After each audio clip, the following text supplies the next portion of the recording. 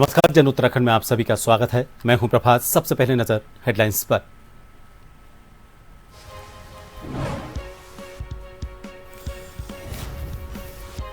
देहरादून में सीएम धामी ने 63 सफाई निरीक्षकों को वितरित किए नियुक्ति पत्र। शहरी विकास निदेशालय के नए भवन का किया शिलान्यास। ऋषिकेश में योग महोत्सव में की शिरकत।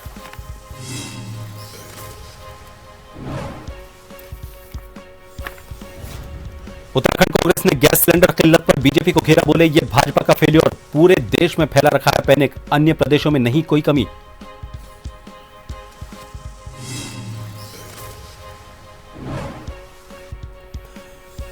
द्विवार में नहीं हो पा रही नगर पालिका की बोर्ड मीटिंग, तीसरी बार फिर स्थगित। 5 के अलावा अन्य सभासद नहीं पहुंचे। महत्वपूर्ण मुद्दों पर होनी थी चर्चा।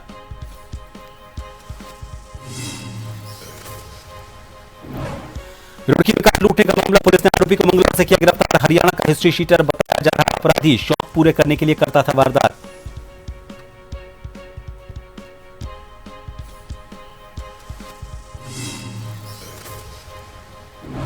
और उत्तराखंड में आए तूफान से नुकसान, कई क्षेत्रों में मकानों की उड़ी 3 शेड।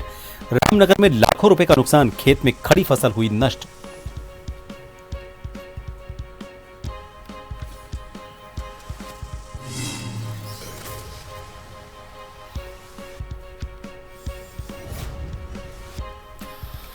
मुख्यमंत्री पुष्कर सिंह धामी से मुख्यमंत्री आवास में पूर्व मुख्यमंत्री विजय बहुगुणा ने शिष्टाचार भेंट की। इस दौरान प्रदेश के विकास से जुड़े विभिन्न विषयों पर दोनों के बीच विचार विमर्श हुआ।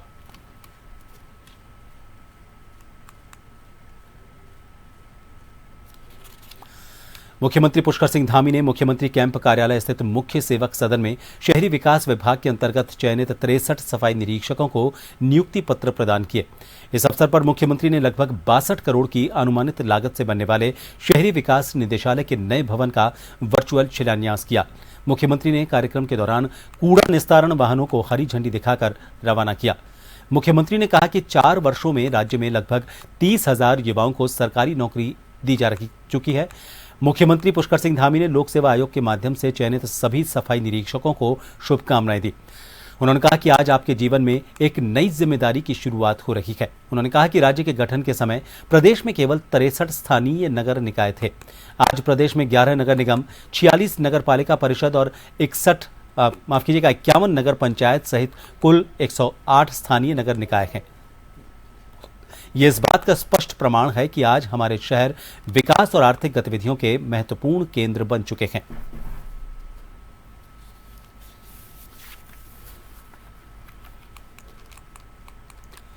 रुक करेंगे अगली खबर का। ऋषिकेश के परमार्थ निकेतन में भव्य शुभारंभ के साथ अंतर्राष्ट्रीय योग महोत्सव 2026 शुरू हुआ। उत्तराखंड के मुख्यमंत्री पुष्कर सिंह धामी ने इस 7 दिवसीय महोत्सव का उद्घाटन किया। इसमें 80 से ज्यादा देशों के 1500 से ज्यादा योग साधक गंगा तट पर योग, ध्यान और संस्कृति का अनुभव कर रहे हैं।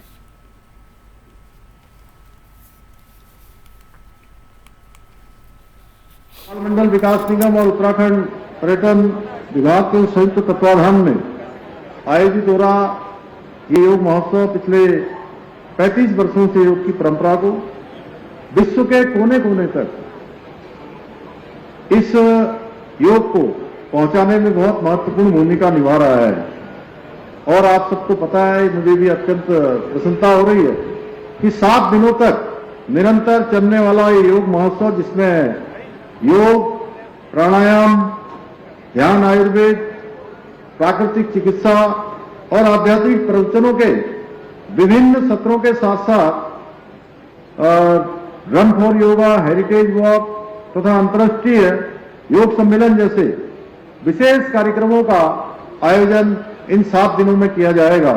मुझे पूरा विश्वास है कि ये सभी कार्यक्रम प्रतिभागियों को योग के विभिन्न जो आयाम हैं उनसे परिचित कराने के साथ साथ स्वस्थ एवं संतुलित जीवन शैली को अपनाने के लिए भी प्रेरित करेंगे। कैबिनेट मंत्री गणेश जोशी ने सरकार की महत्वाकांक्षी योजना के तहत विजय कॉलोनी वार्ड के पथरियापीर क्षेत्र में अर्बन आयुष्मान आरोग्य मंदिर का विधिवत उद्घाटन किया। इस अवसर पर उन्होंने क्षेत्रवासियों को इस नई स्वास्थ्य सुविधा के लिए बधाई और शुभकामनाएं देते हुए ये कहा कि इससे स्थानीय लोगों को अब अपने ही क्षेत्र में बेहतर प्राथमिक स्वास्थ्य सेवाएं उपलब्ध होंगी। कैबिनेट मंत्री गणेश जोशी ने कहा कि अर्बन आयुष्मान आरोग्य मंदिर के माध्यम से स्थानीय लोगों को प्राथमिक स्वास्थ्य सेवाएं सुलभ होंगी। उन्होंने कहा कि यहां मरीजों को प्राथमिक उपचार के साथ साथ आवश्यक जांचें, दवाइयां और टेस्ट निःशुल्क उपलब्ध करवाए जाएंगे, जिससे आम जन को बड़ी राहत मिलेगी।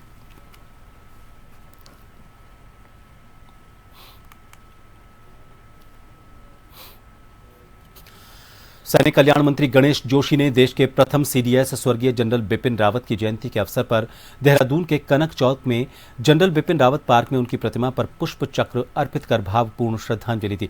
इस अवसर पर सैनिक कल्याण मंत्री गणेश जोशी ने जनरल बिपिन रावत को स्मरण करते हुए कहा कि वो हमेशा पहाड़ और वहां के युवाओं के हितों के प्रति संवेदनशील रहे। उन्होंने कहा कि जब वो जनरल बिपिन रावत से पहाड़ के युवाओं को सेना में भर्ती के दौरान लंबाई में छूट देने के संबंध में मिले थे, तब उन्होंने इस विषय को गंभीरता से लेते हुए स्वीकृति प्रदान की। इसके परिणाम स्वरूप उत्तराखंड के युवाओं को सेना भर्ती में लंबाई में 5 सेंटीमीटर की छूट मिलना संभव हो पाया। सैनिक कल्याण मंत्री गणेश जोशी ने कहा कि सीमांत क्षेत्रों के विकास के लिए भी जनरल बिपिन रावत का महत्वपूर्ण योगदान रहा है।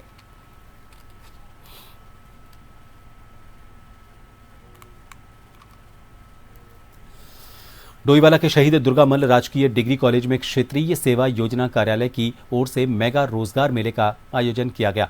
इसमें 30 से ज्यादा कंपनियों ने डोईवाला के बेरोजगार युवाओं को रोजगार प्रदान करते हुए 900 से ज्यादा वैकेंसी पर युवाओं का साक्षात्कार किया। रोजगार मेले का क्षेत्रीय विधायक बृजभूषण गैरोला ने उद्घाटन किया। कौशल विकास एवं सेवा योजना विभाग के बैनर तले इस मेले में क्षेत्र के युवाओं ने बढ़ चढ़कर हिस्सा लिया। जहां एक ओर रोजगार प्राप्त कर चुके युवक युवतियों के चेहरे पर खुशी नजर आई, तो वहीं दूसरी ओर कई युवा परेशान भी नजर आए। उनका मानना था कि रोजगार मेले में प्रतिभाग करने वाली कई कंपनियां अपनी उपस्थिति दर्ज नहीं कर पाईं, जिससे युवाओं में नाराजगी देखने को मिली।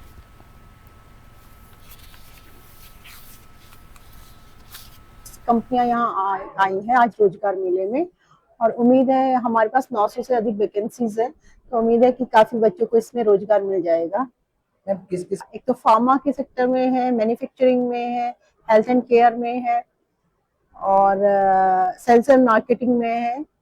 अलग अलग डिफरेंट फील्ड की कंपनियां यहाँ पे आई हैं। अभी तो सभी कंपनियां इंटरव्यू ले रही हैं, तो आई थिंक मुझे लगता है कि हमारे पास अभी 500 से अधिक बच्चों ने पार्टिसिपेट करा है, तो अलग अलग कंपनियों में पार्टिसिपेट कर रहे हैं। HDFC बैंक में इंटरव्यू दिया है असिस्टेंट मैनेजर के लिए भी। उन्होंने एग्जाम के लिए कहा है, 2-4 दिन बाद एग्जाम होगा कि उसमें अगर आप सिलेक्ट हो जाते हैं तो आपको ट्रेनिंग के लिए भेज दिया जाएगा। मैंने दूसरा द्वारा इंश्योरेंस में दिया है, उसमें भी लगभग हो ही गया है, उन्होंने परसों बुलाया है। और सर मैंने तीसरा मैंने दिया था हिटाची बैंक में, हिटाची ATM कस्टोडियन, उसके लिए हो चुका है, उन्होंने फाइनल कर दिया है सर। 1 मार्च को रामनगर के ग्राम कंदला में हुई फायरिंग के मामले में कोतवाली पुलिस ने फरार चल रहे 2 आरोपितों को गिरफ्तार करते हुए उनके कब्जे से 2 315 बोर के तमंचे और कारतूस बरामद किए। घटना के संबंध में जानकारी देते हुए सीओ सुमित पांडे ने बताया कि इस मामले में गुरमीत सिंह द्वारा दी गई तहरीर का आधार पर पुलिस ने संबंधित धाराओं के तहत मुकदमा दर्ज किया था। उन्होंने बताया कि इस मामले में 3 दिन पहले पुलिस ने हितेश शर्मा को तमंचे के साथ गिरफ्तार किया था, जबकि 2 आरोपित पूर्व में गिरफ्तार किए जा चुके हैं।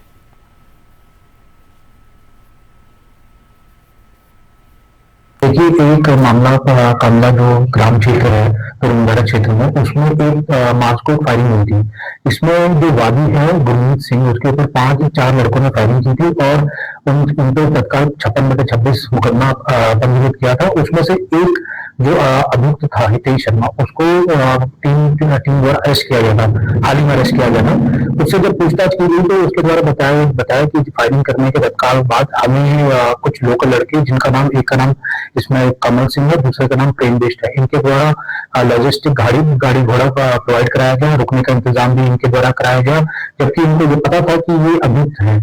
और बीएनएस का सेक्शन 249 कहता है कि अपराधी को अगर कोई शय देता है तो वो भी एक तरह से अपराधी हुआ। तो इसमें इन दोनों का जो भूमिका है वो जब सामने आई तो इनके पीछे टीम लगी और टीम के द्वारा इनको अलग अलग जगहों से कल अरेस्ट किया गया। और अरेस्ट के बाद जब इनको जामा तलाशी ली गई तो इनके पास जो है तमंचे भी मिली। तो दोनों जो कमल बिष्ट है इसके ऊपर 73/26 आर्म्स एक्ट में भी कार्रवाई की गई है और प्रेम बिष्ट के ऊपर आर्म्स एक्ट में 72/26 अभियोग पंजीकृत किए गए। उत्तराखंड कांग्रेस के चुनाव प्रबंधन समिति के अध्यक्ष हरक सिंह रावत ने कांग्रेस प्रदेश मुख्यालय में प्रेस वार्ता की। गैस सिलेंडर के संकट पर उन्होंने भाजपा सरकार को घेरा। उन्होंने कहा कि आज पूरे प्रदेश में गैस की किल्लत से लोग जूझ रहे हैं। उन्होंने यूपीए सरकार का हवाला देते हुए कहा कि उस समय 47% गैस और तेल देश आयात करता था, लेकिन आज 66% आयात कर रहा है, जो भाजपा सरकार की विदेश नीति का बड़ा फेल्योर है। उन्होंने कहा कि सरकार की गलत विदेश नीति के कारण ही पूरे देश और प्रदेश में गैस की किल्लत हो रही है। हरक सिंह रावत के इस आरोप पर बीजेपी के विधायक विनोद चमोली ने कहा कि कांग्रेस ने पूरे देश में गैस को लेकर पैनिक फैला रखा है, जिसके कारण लोग डरे हुए हैं और गैस को अपने घर में स्टोर कर रखे हैं।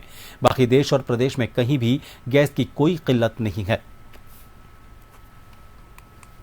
इन्होंने ग्रामीण क्षेत्रों में 45 दिन, शहरी क्षेत्रों में 25 दिन, ये जो भेदभाव है, क्योंकि बहुत सारी नगर निगम नगर पालिकाओं में इस समय वो पहले ग्रामीण क्षेत्र थे, अब नगर निगम नगर पालिका क्षेत्र हो गए, लेकिन वहां जो एजेंसियां खुली हैं वो ग्रामीण क्षेत्र के नाम पर खुली, इसलिए उनकी बुकिंग वही 45 दिन के नाम पर हो रही है।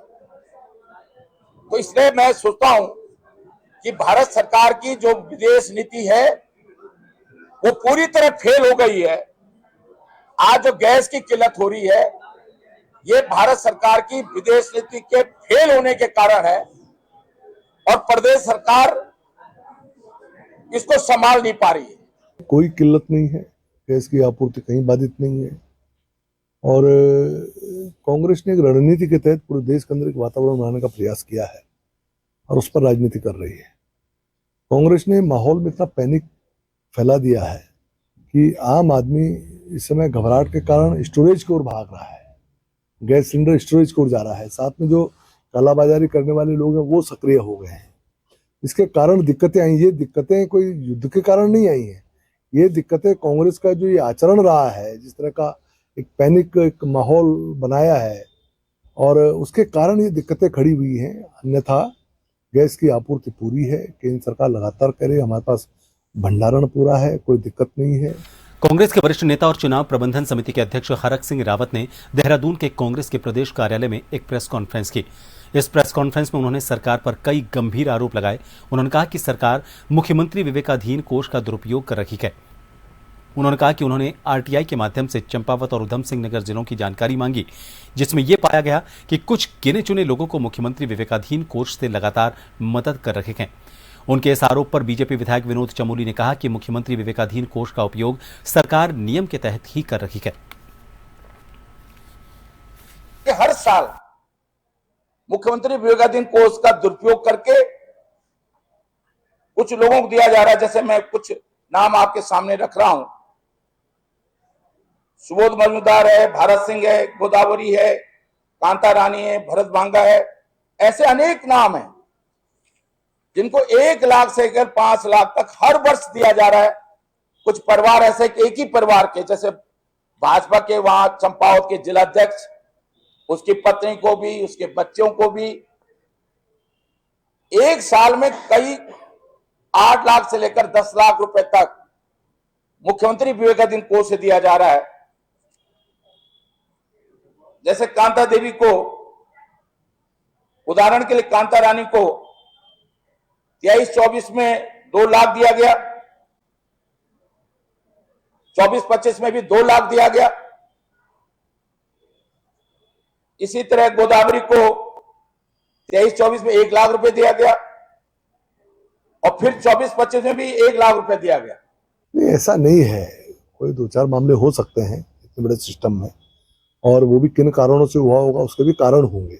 मान लीजिए कोई व्यक्ति बीमार है, उसको आज बीमारी के इलाज के लिए पैसा चाहिए, लेकिन वो बीमारी लंबे समय तक चल रही है, आगे फिर पैसा चाहिए होता है। तो अगर वो इस नाते उसको पैसा दिया जा रहा है तो उसको बचाने की कोशिश की जा रही है। आप उसको इस तरह से नहीं दे सकते, एक व्यक्ति को बार बार क्यों दिया जा रहा है। जो भी दिया जा रहा है नियमों के आधार पर दिया जा रहा है। विवेकाधीन कोष इसीलिए बोला जाता है कि वो विवेक के आधार पर दिया जाता है, और तीसरा वो इसलिए दिया जा रहा है कि व्यक्ति को उसकी आवश्यकता है, और हमें लगता है किसी का जीवन अगर बचाना है या किसी को जीवन को बेहतर बनाना है, उसके लिए अगर कोई विवेकाधीन कोष से हम कोई आर्थिक सहायता कर सकते हैं तो करनी चाहिए। फिलहाल रुकेंगे एक ब्रेक के लिए, बने रहिए जन टीवी पर।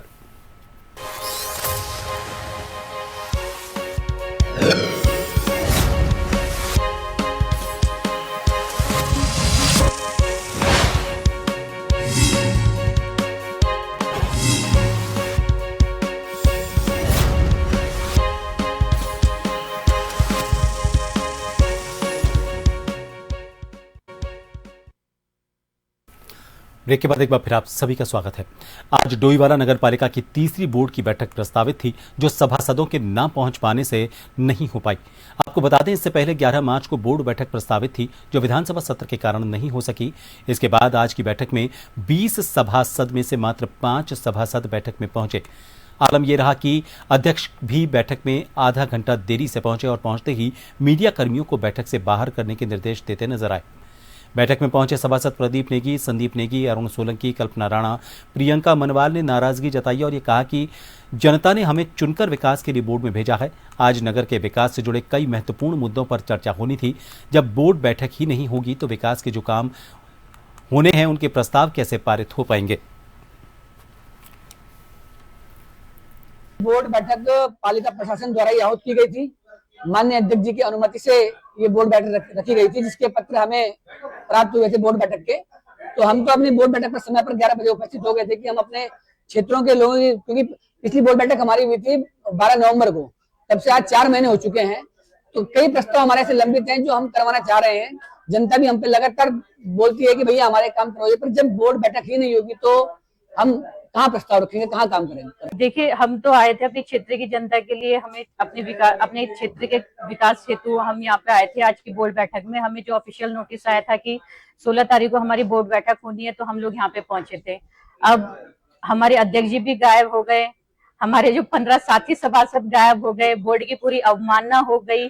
अब इससे बड़ी बात क्या हो सकती है। अब हम क्या बोल सकते थे कि हमारा तो जो मोटिव था, जो हमने संकल्प लिया था कि हमने कार्य करना है, कार्य करेंगे आगे, लेकिन मुझे लगता है कि हर जगह से कोशिश की जा रही है कि ये कार्य ना हो, क्षेत्र का विकास ना हो। पहली बैठक तो जो 11 तारीख की बैठक थी, तो विधानसभा सत्र के कारण में कैंसिल करनी पड़ी, क्योंकि संविधान के अनुसार हम लोग काम कार्य करते हैं। तो 11 तारीख सत्र चल रहा था, तो विधानसभा सत्र के दौरान कोई बैठक आयोजित नहीं कर सकते, इसलिए वो कैंसिल करनी पड़ी। दूसरी बैठक फिर हमने तय किया कि चलो भाई जल्दी बुला ली जाए। तो 16 तारीख को तो आज हमने बैठक रखी थी। अब क्या कारण है, कुछ सभासद नहीं पहुंच पाए, तो अब संविधान में कॉरम पूरा ना जब तक नहीं होगा तो बैठक नहीं कर सकते। बैठक में अगर कॉरम पूरा हो या ना हो, अगर तब भी कम आएंगे तो तब अगली बैठक मान्य मानी जाएगी। तो इसलिए इसमें कुछ बोला नहीं जा सकता कि क्यों हम इसमें, इस बारे में मैं कोई वो नहीं कहूँगा कि क्यों सभासद क्यों नहीं आए। ये तो उनका अपना पर्सनल मामला है। विकास के बड़े बड़े दावों के बीच आज हम आपको उत्तराखंड के रुड़की से एक ऐसी तस्वीर दिखाएंगे जो सरकारी सिस्टम और सत्ताधारी नेताओं के दावों की पोल खोलकर रख देगी। मामला रुड़की के लाठर देवा शेख गांव का है। यहाँ ग्रामीण बूंद बूंद पानी को तरस रहे हैं, जबकि कागजों में करोड़ों की योजना दौड़ रखी है। रुड़की का लाठर देवा शेख गांव आज आक्रोश की आग में जल रहा है। ग्रामीणों का आरोप है कि वर्ष 2016-17 में पेयजल विभाग के अधिकारियों ने मिली भगत कर करीब 1 करोड़ रुपए से ज्यादा की लागत से पानी की टंकी का निर्माण करवाया था। लेकिन विडंबना देखिए कि इस करोड़ों की योजना का फायदा ग्रामीणों को 1 महीने भी नसीब नहीं हो पाया। ग्रामीणों ने आज प्रदर्शन करते हुए भाजपा अल्पसंख्यक मोर्चे के प्रदेश अध्यक्ष अनीस गौड़ और पेयजल विभाग के अधिकारियों के खिलाफ मोर्चा खोल दिया। टंकी हमारे गांव में बनी थी, ये पिछली योजना में बनी, जब हमारे गांव में दूसरे प्रधान थे, 2017 में बनी थी। और जब से आज तक ये टंकी आप देख सकते हो सर, यहाँ भी लगी हुई है, हर जगह पॉइंट लगे हुए हैं, लेकिन ये आज तक जैसे बंद थे ना, ये ऐसे के ऐसे ही बंद पड़े हुए हैं। आज तक ये चली नहीं है। लोगों को बहुत दिक्कत है पानी की वजह से। पानी बहुत दूर से लाना पड़ता है लोगों को। पानी मिल रहा है, गंदा पानी पी रहे हैं हम, इससे बीमार हो रहे हैं। तो ये देखो आप, हमें कोई सुविधा नहीं मिल रही, सुविधा मिलनी चाहिए। अब तो पानी पीने से लोग बीमार भी हो रहे हैं। हाँ, बीमार हो रहे हैं जी। गंदा पानी है नल का वैसा, और जब से टंकी आई 1-2 बार आया, फिर कभी आई ही नहीं। टंकी में आज तक भी पानी नहीं आया भाई साहब। एक बार आया था, इतने बड़े बड़े कीड़े आए थे पानी में भी। और टंकी जब से ही चल नहीं रही, कम से कम ऐसे हो गया, सन 2016 में बनी थी, जब से आज तक पानी नहीं आया। इसका पैसा सभी खा लिया, घरों में लगा लिया। और अब 500 रुपए लिए थे एक घर में से। अनीस गौड़ भाई आए थे ही। यही कहता हूँ कि पानी आना चाहिए, पानी के लिए तो बनी वो। 1 करोड़ रुपया कहाँ लगाया, बताओ कहाँ लगाया हो, कहाँ लगाया होगा, आप ही देख लो। चलो टंकी पे चलो, पाइप भी अटैक मोटे मोटे पड़े हुए, जो प्रेशर आता है पड़ जाती है। सड़कें भी है भाल डली। मंगलौर पुलिस ने कार्रवाई करते हुए कप्तान नवनीत सिंह भुल्लर के नेतृत्व में मंगलौर पुलिस की टीम ने जुटी हुई कार सहित एक आरोपित को गिरफ्तार किया। पकड़े गए आरोपित हरियाणा का हिस्ट्री शीटर बताया जा रहा है। पकड़े गए आरोपी अपना शौक पूरा करने और नशे की लत को पूरा करने के लिए अपराधी बना। पुलिस के मुताबिक आरोपी हरियाणा से हरिद्वार अपने साथियों के साथ घूमने आया था। इसके बाद उसने किराए पर गाड़ी बुक की और कार लूटकर ड्राइवर को गाड़ी से धक्का देकर फरार हो गए थे। पुलिस ने घेराबंदी कर सघन चेकिंग अभियान के दौरान मंगलौर में छुपे हुए आरोपित को गिरफ्तार किया।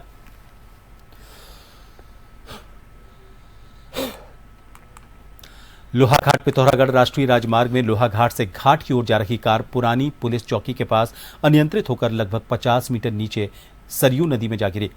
दुर्घटना में कार में सवार 2 युवक घायल हो गए। इनमें एक की हालत गंभीर है। दुर्घटना की जानकारी न होने से घायल कई घंटे नदी किनारे पड़े रहे। घटना की सूचना मिलने पर राजस्व उप निरीक्षक बाराकोट नीरज कुमार घटनास्थल पर पहुंचे। उन्होंने बताया कि युवराज ओली को गंभीर चोटें आई हैं। दोनों घायलों को एम्बुलेंस के जरिए लोहाघाट उप जिला चिकित्सालय भेज दिया गया।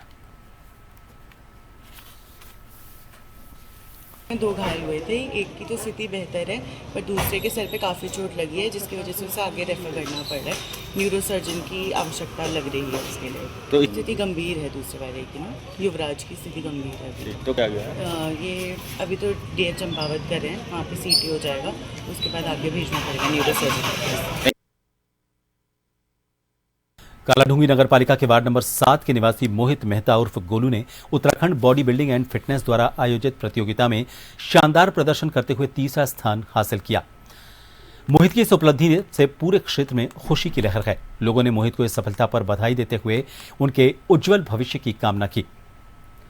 मिस्टर उत्तराखंड प्रतियोगिता में तीसरा स्थान प्राप्त करने वाले मोहित मेहता ने बताया कि वो इससे पहले भी दर्जनों बॉडी बिल्डिंग चैंपियनशिप में हिस्सा ले चुके हैं। उन्होंने अपनी इस सफलता का श्रेय अपने दादा दादी, माता पिता और गुरुजन को दिया, जिनसे उन्हें हमेशा प्रेरणा मिलती रही। शिवालिक इंटरनेशनल स्कूल हल्द्वानी में कल बॉडी बिल्डिंग चैंपियनशिप का आयोजन किया गया, जिसमें मैं 55 से 60 केजी में मेरा तीसरा स्थान आया मिस्टर उत्तराखंड में। इससे पहले भी मैं देहरादून हो गया, हल्द्वानी हो गया, रुद्रपुर हो गया, किच्छा हो गया, काफ़ी जगह मैंने प्रतिभाग किया है और मैं काफ़ी जगह मैं जीता भी हूँ और काफ़ी टॉप है। इससे पहले भी मैं चतुर्थी का प्रेरणा सूत्र अपने दादाजी हो गया, अपने माता पिता, अपने गुरु को मानता हूँ। और बाकी मेरे दोस्त लोग हैं जो मेरे हमेशा मेरे साथ रहते हैं, मेरा साथ देते हुए आए हैं। और युवाओं को मेरा ये निर्देश है या उनको मैं कहना चाहूँगा कि नशे से दूर रहें, अच्छा खाएं, अच्छा पिए, अपने हेल्थ का ध्यान रखें। रुड़की और आसपास के क्षेत्र में गैस की हो रही मारामारी के चलते रुड़की खाद्य आपूर्ति विभाग के अधिकारी भी पूरी तरह से अलर्ट नजर आ रहे हैं। आज इसी क्रम में विभाग के अधिकारियों को सूचना मिली कि मंगलौर के लंढौरा रोड पर आबादी से दूर एक ट्रक द्वारा गैस सिलेंडर की बिक्री की जा रही है। सूचना के बाद आरओ मदन सिंह रावत मौके पर पहुंचे और इस बिक्री पर रोक लगाते हुए डिलीवरी कर रहे कर्मचारियों को जमकर लताड़ लगाई। अधिकारी ने कहा कि जो भी डिलीवरी की जाएगी वो घर पर जाकर कराई जाए या फिर एजेंसी से ही उपभोक्ताओं को डिलीवरी दी जाए। किसी लोगों ने शिकायत की कि रोड के किनारे ये बिजौली गैस एजेंसी वाले हैं, गैस बांट रहे हैं, जबकि इनको स्पष्ट निर्देश है कि होम डिलीवरी करेंगे। यहाँ पे रोड किनारे या वैसे वो नहीं देंगे गैस, केवल होम डिलीवरी होंगी। तो इसलिए यहाँ से इनको कह दिया गया है कि होम डिलीवरी करेंगे। तो सर बिजौली का ये सेंटर था, इनके कनेक्शन है यहाँ पे, जैसे कनेक्शन इंडियन गैस एजेंसी पर अगर फोन कर रहे हैं तो कॉल नहीं उठ रही। इस बात करते हैं, अगर ऐसा है तो मेरे को आप बता दें कौन कौन से ऐसे हैं। बुक हो रही है वहाँ पे? ठीक है, नहीं बुकिंग तो ऑनलाइन है और ऑफलाइन भी, दोनों तो। रामनगर में आसपास के इलाकों में आंधी तूफान से जमकर तबाही मचाते हुए उन्होंने अपना कहर बरताया। तो वहीं ग्राम रिंगौड़ा निवासी प्रकाश उपाध्याय के 11 वर्षीय पुत्र कार्तिक उपाध्याय पर एक बड़ा हल्दू का पेड़ गिरने से उसकी मौत हो गई। पेड़ की चपेट में आने से उसकी मां भी गंभीर रूप से घायल हुई है। घटना के बाद जहां एक तरफ परिजन में कोहराम मचा हुआ है, तो वहीं वन विभाग की उदासीनता पर ग्रामीणों ने गंभीर आरोप लगाए हैं।